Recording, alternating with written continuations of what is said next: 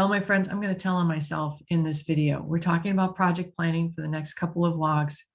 And I begin with a story. My IT person, Nikki, came to me one day and she said, Cheryl, we really need to work on a Dropbox hierarchy. I'm like, why? It works. I know where everything is. She said, can you trust me on this? We really need to do some work on getting this squared away.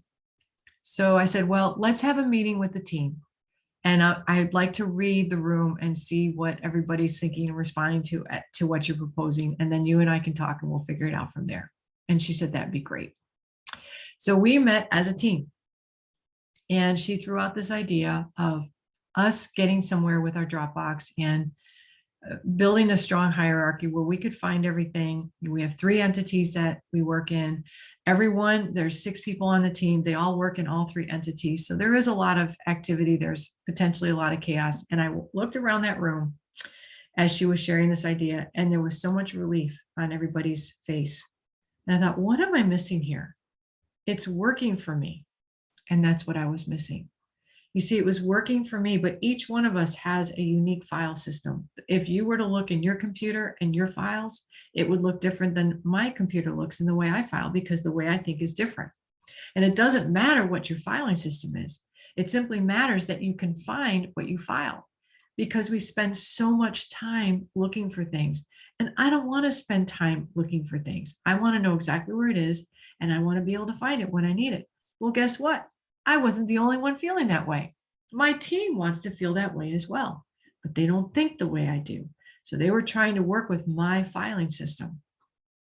Anyway, at the end of this whole process, it took us the entire summer to create our hierarchy, to make sure every single file, I mean, tens of thousands of files, had a place in this hierarchy, and that everybody understood and could work with and think the way we had created for this hierarchy.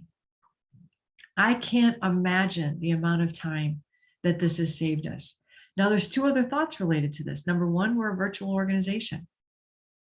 Number 2, we did all this before COVID. So during this COVID stage where people were used to a different way of file share, we were already fully immersed in a virtual platform, a cloud platform that allowed us to file share very easily with one another. So it took time to get this to where it needed to be. And I had to feel the pain of the temporary inconvenience and where is this file and how are we thinking about this? But in 6 months, it paid off in spades. And everyone knows where everything is all the time. No one ever has to ask where a file is.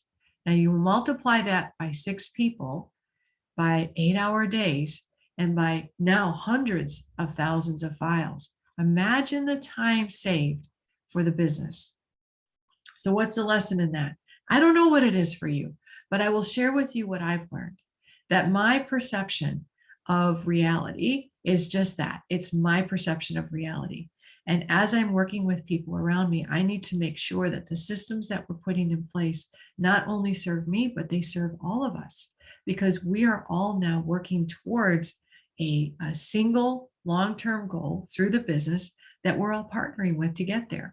And I want to make this as comfortable and easy and viable for them to work, for the workspace for them to work in, as it is for me.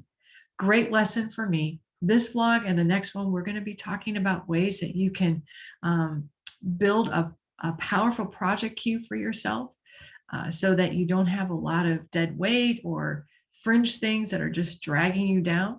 And maybe in that process, you're going to come up with your one project that would make a huge difference, not just for you, but for your teams as well.